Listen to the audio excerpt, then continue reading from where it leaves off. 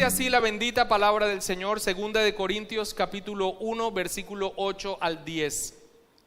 Porque, hermanos, no queremos que ignoréis acerca de nuestra tribulación que nos sobrevino en Asia, pues fuimos abrumados sobremanera, más allá de nuestras fuerzas, de tal modo que aún perdimos la esperanza de conservar la vida. Pero tuvimos en nosotros mismos sentencia de muerte, para que no confiásemos en nosotros mismos, sino en Dios, que resucita a los muertos, el cual nos libró y nos libra, y en quien esperamos que aún nos librará de tan gran muerte. Sobrellevo una aflicción de espíritu tan aterradora que espero que ninguno de ustedes jamás padezca este dolor que siento yo. Estas palabras fueron pronunciadas por el conocido predicador Charles Spurgeon, conocido también como el príncipe de los predicadores. También un hombre al que solían llamar el más grande predicador en el mundo de habla inglesa, el doctor John Henry Howitt, en cierta oportunidad afirmó: ¿a ustedes les parece que no tengo mis altibajos y que disfruto de un constante progreso espiritual con gozo y ecuanimidad ininterrumpida? De ninguna manera. En ocasiones me siento desalentado por completo y todo me parece ser de lo más sombrío. No nos sorprende entonces cuando leemos que el apóstol Pablo dice que fuimos abrumados sobremanera, más allá de nuestras fuerzas, y que llegó incluso al punto de perder la esperanza de conservar la vida. A pesar de la firmeza de sus convicciones, de la potencia de su ministerio y de su carácter personal, Pablo no era inmune al dolor, así como nosotros tampoco lo somos. Pablo no era inmune a la aflicción propia de este mundo caído y de aquellas que además nos vienen a causa de nuestra fe por ser cristianos. Nosotros tampoco somos inmunes, así hayamos sido reconciliados con el Padre, de atravesar aflicciones, dolor, pruebas en medio de este peregrinaje, de este mundo caído. Los corintios ahora se hallaban allí, en el valle del desánimo, por el que ninguno de nosotros quiere pasar, pero que en realidad no podemos evadir, y que indefectiblemente atravesaremos, hermanos, no solo en una oportunidad, sino frecuentemente en medio de nuestro peregrinaje camino a nuestra patria celestial.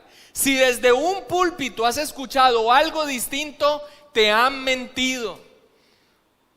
Ese evangelio que proclama éxito y que no va a haber ningún problema, no aguanta el examen ni del sentido común, ni de la palabra del Señor, ni de la experiencia que cada uno de nosotros como creyentes sinceros y genuinos experimentamos en este peregrinaje. 3 aspectos que el creyente nunca debe olvidar cuando se halle en medio de la aflicción. 3 aspectos que siempre deben permanecer en la mente, en el corazón del creyente en medio del sufrimiento, son los que vemos que el apóstol Pablo comparte íntimamente desde su propia experiencia a los corintios y finalmente a los creyentes de todos los tiempos en esta porción que hemos venido exponiendo desde la semana pasada, desde el versículo 13 hasta el versículo 11.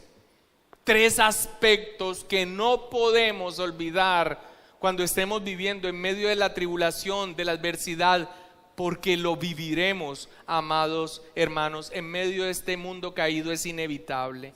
En el sermón pasado tocamos el primero de ellos, la adoración, el llamado al alma afligida a exaltar a Dios, a levantar, como lo mencionamos en varias ocasiones en ese sermón, a levantar la vista, a levantar nuestro rostro inmerso en nuestros dolores, en nuestras miserias, y considerar quién es Dios y rendirnos en adoración. Dicho de otra manera, en la aflicción el creyente deberá recordar quién es su Dios. El llamado a la exaltación, como Pablo inicia con una doxología que ya vimos allí en el versículo 3, es algo que es imposible hacer. No se puede adorar a Dios si no lo hacemos apropiadamente, conforme a quién es Él, conforme a cuáles son sus atributos, sus perfecciones excelsas, y para ello debemos sumergirnos en la palabra del Señor. Un llamado al alma a levantar la vista de sus miserias y exaltar a Dios, recordar quién es Dios. Ahora, no hacerlo simplemente como una contemplación distante de las perfecciones, de su poder, de su sabiduría, de su control providencial de todas las cosas, que finalmente nos impulsa a la adoración. No, es una adoración de aquel que sí es perfecto y sublime, pero que se ha manifestado a nuestro favor por su sola gracia en Cristo Jesús. No es solamente entonces exaltar a Dios por todas sus perfecciones, sino aquel que es perfecto y que ha decidido amarnos por su sola gracia. Ahora, hermanos, esto fue el primer aspecto que vimos en la semana anterior. Pero es importante que para ver este segundo aspecto nosotros seamos sinceros con nosotros mismos. Sin dudas, en el dolor, la duda sobre el cuidado de Dios por nosotros intentará llevarnos a la desesperación de sentirnos solos y abandonados en medio de la tribulación. Si Dios es perfecto, si Dios es santo, si Dios es todopoderoso y además está a mi favor y me ama, ¿por qué estoy sintiendo lo que siento en medio de la adversidad, en medio del dolor, sin importar de qué tipo de adversidades que estemos hablando, que vivimos, obviamente, como cristianos o como peregrinos en medio de este mundo? Es por esto que el apóstol Pablo comparte con los afligidos corintios un segundo aspecto que el creyente no debe olvidar en medio de la aflicción y al que nos referiremos en el sermón de hoy. ¿Cuál es? El segundo aspecto es recordar las veces en las que ya Dios ha obrado en nuestra vida, manifestando su amor y su favor hacia nosotros. Un aspecto importantísimo para mantenernos firmes en medio de la aflicción. Un recordatorio a nuestra alma afligida del amor de Dios y su cuidado, al traer a memoria aquellas veces en las que ya ha obrado anteriormente en nuestras aflicciones. Cada uno de nosotros, así lleve poco tiempo en los pies del Señor, podrá tener un recordatorio de cómo el Señor ya se ha manifestado en medio de la adversidad en su vida, aún en su propia conversión. Porque frecuentemente cuando llegamos a los pies del Señor podemos ver la condición en la que estábamos y llegamos adoloridos y hemos podido experimentar su gracia, su perdón y su reconciliación. Pero a esto se suma todas aquellas veces en las que afrontamos situaciones difíciles y aunque no veíamos salida tiempo después, podemos incluso decir: ahora entiendo lo que Dios estaba haciendo en mi vida. Este es el segundo aspecto, versículo 8. Porque, hermanos, no queremos que ignoréis acerca de nuestra tribulación que nos sobrevino en Asia. Cuando leemos que el apóstol Pablo inicia aquí diciendo porque, hermanos, nosotros debemos entender que lo que va a decir está enlazado con lo que él viene hablando en los versículos anteriores. Viene hablando de la tribulación en el creyente. Viene hablando de cómo Dios ha consolado en esa tribulación. Y viene hablando entonces de cómo esa tribulación con la que fueron consolados es usado por Dios para después consolar a aquellos que también están viviendo tribulaciones.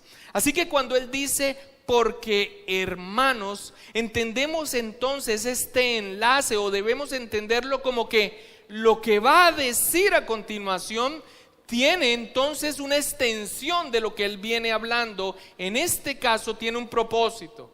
El propósito de explicar ya no solamente mediante lo que el cristiano debe hacer con la exaltación, o lo que veremos en el próximo sermón del domingo, si Dios lo permite. Bueno, ¿qué propósito tiene la tribulación en el creyente? Sino que ahora, y es lo que vamos a tocar hoy, el apóstol Pablo quiere explicar a los afligidos creyentes y a los creyentes de todos los tiempos por medio de un ejemplo propio, un ejemplo personal que el apóstol Pablo va a exponernos, va a abrirse, abre su corazón, abre su propia experiencia para que viéndolo a él en el ejemplo, nosotros mismos nos ejercitemos en esto que debemos tener presente en la aflicción, que recordar lo que Dios ya ha hecho por nosotros como un aspecto esencial que no podemos olvidar, sumado al primero y al tercero que veremos en el próximo sermón, esencial para mantenernos firmes en medio de la adversidad. Ahora, este recordatorio no es algo particular, propio tan solo del apóstol Pablo. Dios mismo recordaba a su pueblo frecuentemente en los momentos álgidos, en los momentos críticos, en los momentos trascendentales de su historia, lo que Él ya había hecho por ellos, para afirmarles, para animarlos a que no temieran, a que confiaran. Continuamente nosotros leemos en la palabra del Señor en el Antiguo Testamento: yo soy Jehová tu Dios, que te saqué de tierra de Egipto, de casa de servidumbre. Yo rompí las coyundas de vuestro yugo y os he hecho andar con el rostro erguido. Yo tomé a vuestro padre Abraham del otro lado del río y lo traje por toda la tierra de Canaán. Aumenté su descendencia, le di a Isaac. Yo fui el que te libró del faraón y su ejército. Yo fui el que te hizo pasar en seco por el Jordán. Yo os di la tierra por la cual nada trabajasteis, las ciudades que no edificasteis, en las cuales moráis, las viñas y olivares que no plantasteis y de las cuales coméis. Yo te alimenté en el desierto. Un ejemplo de ello es cuando introduce en la tierra prometida a su pueblo y para ello detiene las aguas del Jordán para que ellos pasen en seco. Mira lo que Él hace. Vayamos buscando Josué, sin perder el texto de estudio. Josué capítulo 4, versículos 6 al 7. Mira la instrucción que Él da en ese momento. Antes de leer el texto, Él instruye a que 12 hombres, uno de cada tribu, cuando van pasando el Jordán y de manera sobrenatural Él ha parado las aguas y les permite pasar en seco, de en medio del río tome cada uno de estos 12 hombres representativos de las tribus, tomen una piedra y que cuando pasen al otro lado las pongan en un montón que finalmente forma una especie de monumento. Y el texto que vamos a leer, Dios mismo nos explica el porqué de ese mandato. Josué capítulo 4, versículos 6 al 7. Dice el Señor: para que esto sea ¿qué? Señal entre vosotros. Y cuando vuestros hijos preguntaren a sus padres mañana diciendo: ¿qué significan estas piedras? Les responderéis que las aguas del Jordán fueron divididas delante del arca del pacto de Jehová. Cuando ella pasó el Jordán, las aguas del Jordán se dividieron y estas piedras servirán de monumento conmemorativo a los hijos de Israel para siempre. Esto no es algo propio del apóstol Pablo. Dios mismo impulsa a su pueblo a recordar lo que Él ha hecho por ellos. Cuando están viviendo la aflicción, cuando están viviendo la prueba, cuando están viviendo la adversidad, recuerden que Él ya ha obrado en sus vidas. Ahora, no sé si en la instrucción ustedes logren notar que no solamente tiene un efecto para el que lo está viviendo en este momento, sino que aún el creyente, al ver el obrar de Dios en su vida, se fortalece, pero también instruye a sus hijos. Amados hermanos, nos ha sido concedido el tesoro de unas personas que podemos guiar sus pies a Cristo en arrepentimiento y fe. Y que cuando ellos mismos tengan que vivir la tribulación, nosotros estemos allí para recordarles aquel montón de piedra figurado de sus propias vidas y de las de sus padres, donde Dios se ha manifestado a su favor. Que les recordemos cómo Dios ya ha manifestado anteriormente su favor y su misericordia y su bondad a nosotros, antes, aún en medio de las circunstancias difíciles. Dios sabe que en medio de las pruebas nuestra visión se acorta en la desesperación. Dios sabe que nosotros olvidamos en un momento de desesperación quién es Él y lo que ha hecho por nosotros. Y el apóstol Pablo, como un buen pastor, lo sabía. Y es por ello que les trae un ejemplo en sí mismo de lo esencial de recordar lo que Dios ya ha hecho por nosotros en medio de la aflicción. El versículo 8 continúa diciendo, del texto de estudio, 2 Corintios 1: no queremos que ignoréis acerca de nuestra tribulación que nos sobrevino en Asia. Los corintios ya sabían acerca de qué tribulación estaba hablando Pablo. Y nosotros entendemos esto porque Pablo no les describe ni les da detalles al respecto. Cuando les dice entonces que no quiere que ignoren, no es porque ellos no sepan, ellos ya saben. De lo contrario, Pablo explicaría a qué está haciendo referencia. Cuando él les dice que no quieren que ignoren, es en el sentido de que Él quiere que sepan la magnitud y lo que Él personalmente experimentó en esa prueba. Pablo se abre. ¿Recuerdan la introducción de la carta 2 domingos atrás? Es la carta más personal del apóstol Pablo, y en ella nosotros también podemos identificar nuestras propias vivencias. Esto es lo que él quiere que no ignoren, de qué manera él vivió un aspecto de tribulación tremendo en su vida. Ahora, lamentablemente no sabemos a ciencia cierta a qué situación específica él se refiere. Algunas posibles situaciones que Pablo vivió en Asia se han sugerido, desde el encarcelamiento instigando a las autoridades por parte de los judaizantes, hasta posiblemente una enfermedad física.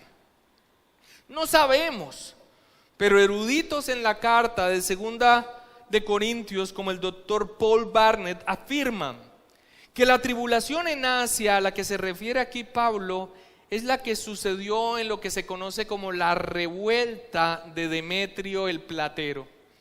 Demetrio el Platero, un habitante de Éfeso, se lucraba grandemente por medio de la elaboración de ídolos de plata, de lo que era la diosa patrona, por decirlo así, para nuestro entendimiento, de la ciudad de Éfeso, Diana o Artemisa. Obviamente, cuando el apóstol Pablo empezó a predicar en contra de la idolatría y de lo que realmente eran aquellas cosas que los orfebres hacían con sus manos, esto empezó a afectar el negocio de Demetrio el Platero. Y se enardeció de tal manera la pasión de sus habitantes por su diosa Diana o Artemisa, que podemos leer en Hechos de los Apóstoles cómo durante un tiempo prolongado el pueblo entero estuvo clamando en alta voz la voz de su diosa, que se había visto afrentada por la labor de estos hombres, por la predicación de estos hombres. Posiblemente esa expresión que nosotros encontramos en la primera carta a los Corintios, en aquel capítulo donde el apóstol Pablo habla de la resurrección, en primera de Corintios 15, no vayan allá, es una referencia. Posiblemente esa expresión figurada donde él dice: si como hombre batallé en Éfeso contra fieras, ¿de qué me aprovecha? Él está diciendo esto, diciendo: si no hay resurrección, ¿de qué me aprovecha incluso esto tan tremendo que yo viví? Pero esa expresión, al parecer, tiene que ver entonces con esa tribulación tan fuerte en Asia, especialmente en Éfeso. Algunos desvirtúan que esa haya sido la tribulación. ¿Por qué? Porque dicen que Pablo no la afrontó directamente. Ahora, personas como la que acabo de mencionar, eruditos en la segunda carta, dijo: fue tan tremenda que Pablo quiso salir a enfrentar a las personas y la iglesia no lo dejó. Fue tan tremendo, fue tan terrible el alboroto que se formó, que incluso cogieron a los dos primeros cristianos que se encontraron y los llevaron frente al tribunal. Fue tan tremendo esto que ese alboroto fue lo que marcó el final del ministerio del apóstol Pablo en Éfeso, después de más de 2 años de estar allí trabajando en la labor del ministerio y la edificación de la iglesia. Así que aquellos que tal vez desvirtúan el que el apóstol Pablo no lo vivió directamente, no necesariamente quita esta posibilidad. Fue tan tremendo que aún con esa entereza que él tenía, la iglesia no le permitió salir, lo hubiesen matado. Y él tuvo que salir inmediatamente de la ciudad. Ahora, realmente no lo sabemos, pero el punto es que Pablo, aquí, y esto es lo que nos interesa ahora, el punto es que Pablo quiere compartir con los corintios lo que él sintió. Y lo quiere compartir sin máscaras, lo quiere compartir sin pretensiones, lo quiere compartir sin jugar al Superman espiritual como muchos cristianos en el día de hoy juegan. En un cristianismo artificial y superficial y místico y supersticioso, en donde le enseñan a las personas que ser cristiano es algo así como ser invencible y que nada me pasa y que nada me toca. Eso no aguanta el examen, como ya lo mencionamos, del sentido común, de las escrituras y de la experiencia que todos vivimos. ¿Sabe qué le toca hacer a un cristiano que ha tragado entero esta mentira de ese evangelio distorsionado? Ponerse una careta. A mí me ha tocado ver la situación en donde una persona estornuda y uno le dice: ay, ¿tenés gripa? Ay, no, yo corto esas palabras, como si estar enfermo fuese algún tipo de pecado, o como que atravesar una dificultad económica manifestara entonces que Dios no está a su favor, o como que tal vez vivir una enfermedad fuera una manifestación de que Dios tiene algo en contra de él. Qué tristeza. Han hecho del evangelio un anuncio fantasioso en el que algunos han tenido que doblegar sus propias conciencias y ponerse una máscara, una careta de una irrealidad. Pero en el fondo tal vez es estar pensando: la realidad es que posiblemente Dios no me ama. Porque la promesa que les has hecho es que el cristianismo significa se acabaron los problemas. Una secta por allí incluso dice: pare de sufrir. Nosotros vivimos la tribulación, pero la vivimos y la atravesamos de una manera distinta, y estos aspectos que el apóstol Pablo nos ha ilustrado, la manera como la vivimos nosotros. Así que el apóstol Pablo comparte con los corintios de una manera personal lo que sintió, de una manera sincera y sin caretas, sin pretensiones. Él se abre a los afligidos corintios y a nosotros, identificándose con nuestros propios padecimientos. Continúa diciendo el final del versículo 8, pues fuimos abrumados sobremanera, más allá de nuestras fuerzas, de tal modo que aún perdimos la esperanza de conservar la vida. Nada raro sería que alguno que se profesa cristiano en el día de hoy le hubiera dicho, pero Pablo, ¿dónde está tu fe? Las esperanzas son lo último que se pierden. ¿Por qué dudas de Dios? Pero hermanos, no hay aquí sombra de duda en cuanto a las convicciones de Pablo y su confianza en Dios. Lo que Pablo expone aquí de sí mismo en su experiencia es que honestamente él no veía una salida desde su perspectiva en medio de la aflicción. La palabra griega que aquí se traduce perdimos la esperanza es literalmente sin salida. Él no veía una salida a esta situación tan terrible. Y muchas veces nosotros, aunque no sea tan terrible, también perdemos esa capacidad de ver más allá. Y muchos tal vez nos ven al margen de la situación y dicen, pero el apóstol Pablo quiere expresar esto. Él mismo la vivió y aunque la situación realmente era terrible, el apóstol Pablo se abre para identificarse con los corintios. No veía una salida a esta situación. Hermanos, yo espero que podamos ver la empatía que Pablo establece con el que sufre al abrirse sin pretensiones ni arrogancia en cuanto a su fe. La capacidad de ponerse en los zapatos del otro construye puentes con el afligido.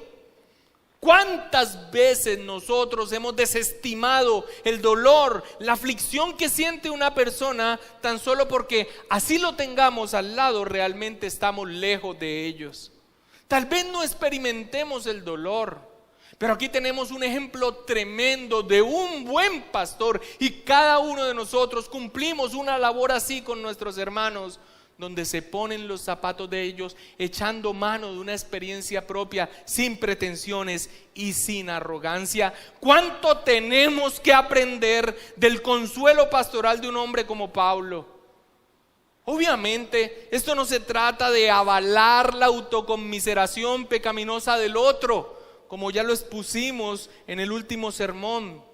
Esto no se trata de consentir los estados de eterna depresión en los que algunos se sumen, pero sí de dejar a un lado una actitud arrogante que al no vernos en la situación del que sufre nos impide tenderle la mano para su ayuda, como es la voluntad de Dios. Ahora, en la sabiduría humana, el camino que frecuentemente se toma en el deseo de ayudar al otro, ¿cuál es? Levantarle la autoestima, fortalecer la confianza en sí mismo. Tú eres un campeón. Pero contrario a esto, el apóstol Pablo muestra que en la adversidad, en la tribulación, en el dolor, Dios obra no aumentando la confianza en nosotros mismos, no avivando las fuerzas de nuestra autosuficiencia, todo lo contrario.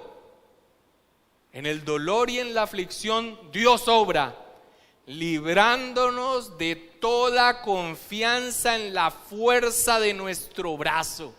Y esto lo hace por medio del instrumento del dolor. Y lo hace, amados hermanos, por amor a nosotros, porque nos ama, porque Dios no va a promover en sus hijos confianza en vanidades ilusorias, en el falso Dios de nosotros mismos para mantenernos firmes en el dolor. no es en nuestra fuerza, ni en nuestro carisma, ni en nuestros recursos, ni en nuestra valentía, ni en nuestro carácter, ni en nuestro ímpetu, lo que nos sostendrá firmes en el día de la tragedia. Todo lo contrario, es cuando nos vemos despojados de todo ello que realmente nos afirmaremos en la roca inconmovible de nuestro Dios, en la roca inconmovible que es nuestro Señor Jesucristo, y no en las arenas inestables de nuestras limitadas capacidades. Es ahora cuando Pablo llega al punto al que quería llegar después de identificarse con los corintios en su aflicción. Ahora son ellos quienes, viendo que Pablo mismo ha vivido lo que ellos están viviendo, un paralelo de su misma situación, son ellos los que ahora tienen que identificarse en Pablo, en lo que Dios hizo en su propia tribulación. Versículo 9. Pero tuvimos en nosotros mismos sentencia de muerte. Esto lo que quiere decir es que desde su perspectiva ya no había nada que hacer. La sentencia estaba dada. Pero continúa diciendo, me gustaría que, si lo puedes resaltar o lo puedes leer con detenimiento y con atención, lo leas de la palabra del Señor, porque tal vez estés escuchando un mensaje motivacional y exitista, pero no el de la palabra de Dios. Mira lo que dice: para que no confiásemos en nosotros mismos, sino en Dios que resucita a los muertos. No, hermanos, el evangelio no es promover el líder que hay en ti. El mensaje del evangelio no es promover cuán bueno tú eres. El mensaje del evangelio nos da la perspectiva adecuada de la condición en la que nos encontramos y nuestra necesidad de Cristo. Y nuestra dependencia y nuestra fuerza se halla es en Dios. Claramente, el mismo apóstol Pablo, en otra situación en su propia vida, clama a Dios para que lo libre de su aflicción, y la respuesta del Señor es: bástate mi gracia, porque mi poder se perfecciona en tu debilidad. ¿Y cuál es la respuesta de Pablo? Ruego a Dios que sea la misma que pudiese salir de nosotros en medio de la aflicción. Pues entonces de buena manera me gloriaré en todas mis dificultades y en mis debilidades, porque entonces cuando soy débil es que realmente soy fuerte. ¿Cuántas veces hemos repetido: así ha dicho Jehová, maldito el varón que confía en el hombre y pone carne por su brazo y su corazón se aparta de Jehová? Esto es a lo que lleva la confianza propia, desligado de Dios. Será como la retama en el desierto, no verá cuando viene el bien, sino que morará en los sequedales en el desierto, en tierra despoblada y deshabitada. Y en contraste, bendito el varón que confía en Jehová, cuya confianza es Jehová, porque será como el árbol plantado junto a las aguas, que junto a la corriente echará sus raíces. No verá cuando viene el calor, sino que su hoja estará verde, y en el año de sequía no se fatigará ni dejará de dar frutos. Hermanos, nuestros caminos no son los caminos de Dios. Nuestros pensamientos no son sus pensamientos, afirma el Señor. Dios obra en la vida de los suyos soberanamente con un propósito sublime: formar la imagen de Cristo en nosotros, y frecuentemente hace uso de la aflicción y el dolor con ese propósito. Si tú estás aquí en la iglesia para que el negocio prospere, Si tú estás aquí en la iglesia para que te devuelva aquella persona que te dejó, si tú estás aquí en la iglesia para que te libre de esa enfermedad, en su gracia el Señor lo puede dar, pero no es lo esencial de por qué buscamos a Dios. Con eso se atrae aún al pagano, con eso se atrae al impío, con promesas de respuesta a sus problemas temporales. La respuesta de Dios al hombre es el problema eterno que él tiene. Un Dios airado a causa de su pecado y una reconciliación en su Hijo, nuestro Señor Jesucristo. Ese es el Evangelio. Dios obra en medio de la aflicción. Antes del servicio hablamos con un hermano una frase que es conocida acerca de que Dios nos habla en medio de nuestros días buenos, pero nos grita en medio del dolor. Hemos madurado más en Cristo en medio de la aflicción que en medio de los momentos de prosperidad, donde incluso tal vez nos hemos apartado de Él. Pablo muestra a los corintios que esa experiencia terrible que él vivió tuvo un resultado tremendo. Lo arrojó en los brazos de Dios, mostrándole su total dependencia de Él. Yo logro entender que un mensaje como estos, al que anda todavía con el falso evangelio de la prosperidad y del exitismo, no lo logra digerir. Bueno, es parte del propósito del mensaje: atraer al verdadero creyente y ahuyentar a los que están buscando otra cosa. Hay mega iglesias donde te prometen el oro y el moro, diluyendo, mercaderes de la fe, el verdadero mensaje del evangelio. Es difícil escuchar que Dios en su amor nos despoja de todas nuestras fuerzas para que nuestro único y seguro recurso sea Él. Pablo no tuvo duda de que moriría. No había alternativa humana de la cual echar mano. Solo quedaba confiar, como él mismo lo dice, en el Dios que resucita a los muertos.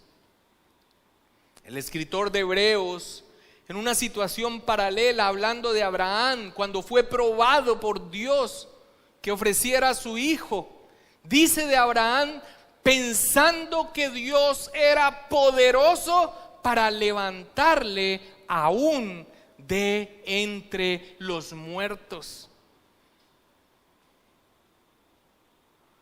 No sé si usted está logrando notar que el apóstol Pablo está siendo lo más honesto posible con los corintios y con nosotros, al desde su experiencia personal, aún con el calibre de quien él era y el conocimiento que Dios le había dado de su revelación especial.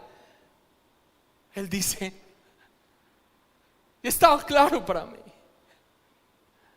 no había salida, la sentencia estaba dada, y Dios lo hizo así, con el propósito de que no confiáramos más en nosotros mismos, sino en aquel Dios que resucita a los muertos.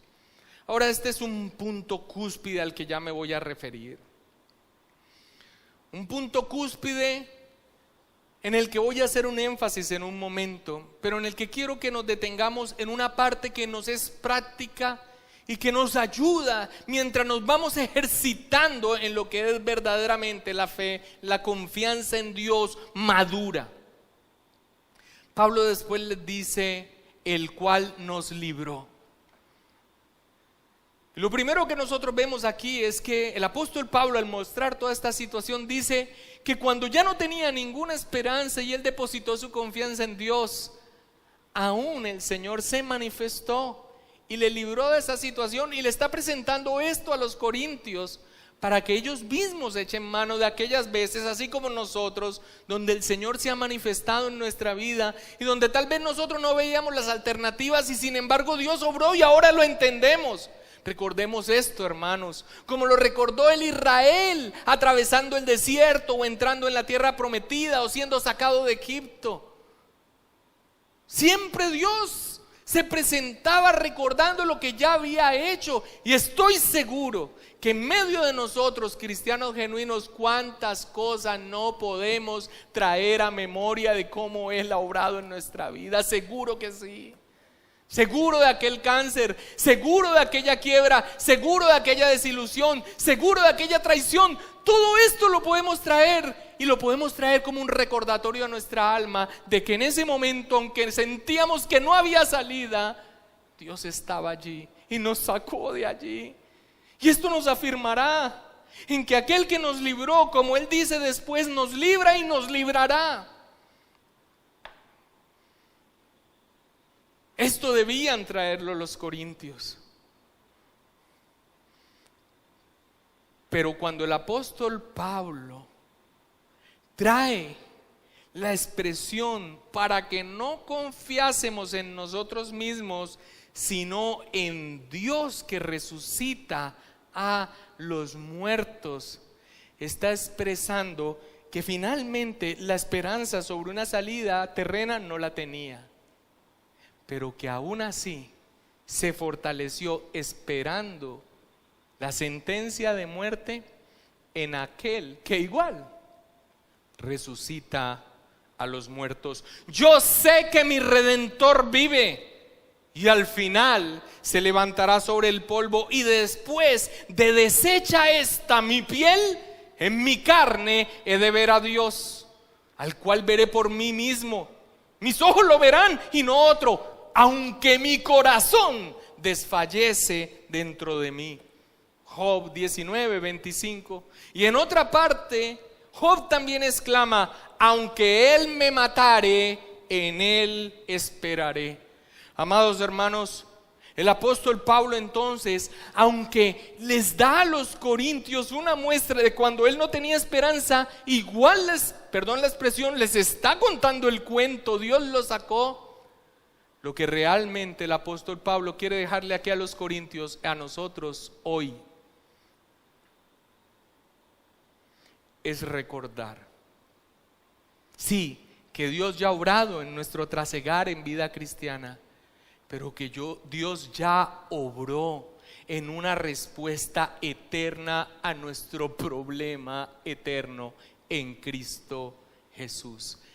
Todos nosotros, por más vidas apacibles y tranquilas que tengamos, tendremos que afrontar la muerte.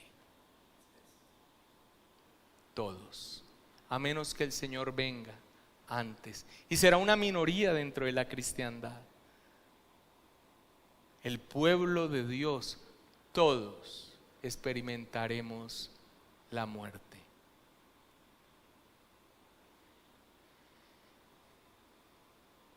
Y ante esto, nosotros entonces tendremos el ancla de nuestra alma, de que hemos depositado nuestra confianza en aquel que dice que aquel que cree en Él, aunque esté muerto, vivirá.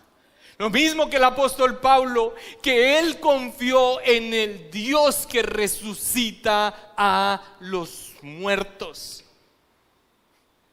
Que después haya sido librado es algo también para compartir, pero esta fue la cúspide del aprendizaje de Pablo en cuanto a su confianza en Dios.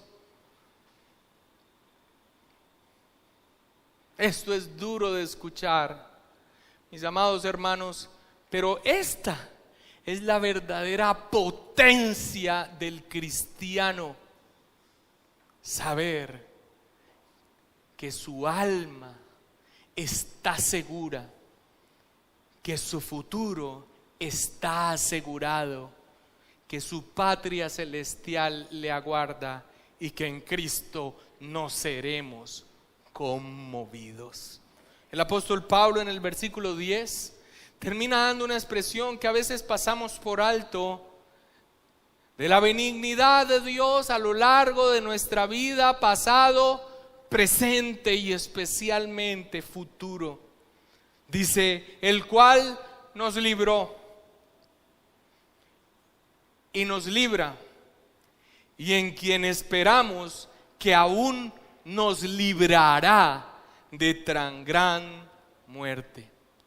Posiblemente alguien diga aquí, ¿y cómo murió Pablo? Muy bien, la historia nos cuenta que murió decapitado, ejecutado, como ciudadano romano. Pero no dice Pablo que ha depositado su confianza en aquel que lo libró y que lo libra y que espera que lo librará. ¿Su confianza fue ilusoria? ¿Fue una confianza en vano? No, hermanos. Cuando Pablo dio su último aliento y volvió a abrir sus ojos, estaba frente a su Redentor. La promesa consumada de que todo aquel que ha confiado en Cristo vivirá y no morirá.